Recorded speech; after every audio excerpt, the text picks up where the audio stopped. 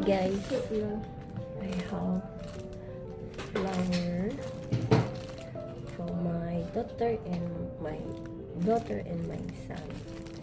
So dito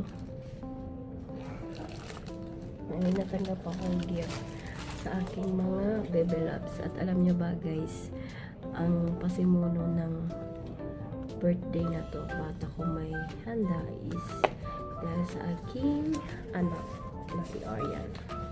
And then meron siyang letter, happy birthday, birthday girl mama.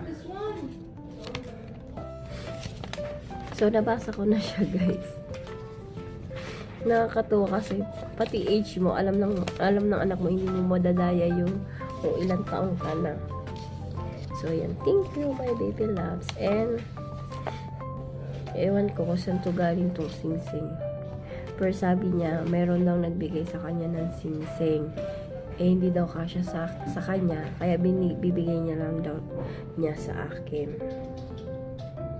Hindi rin kasya sa akin, actually maluwag kahit dito, or baka iyan ako na lang sa hindi sa para matakpan. Yan. Nice.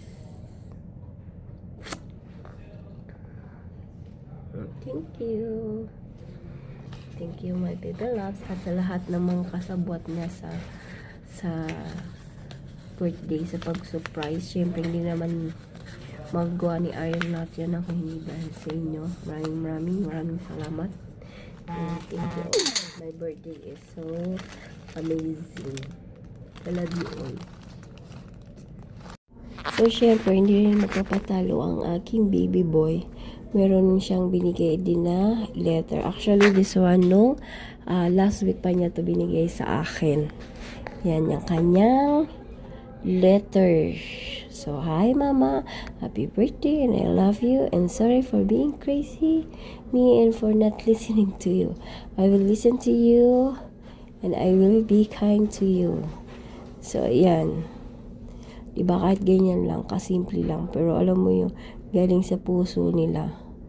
Kaya sobrang thank you. And also meron din dito.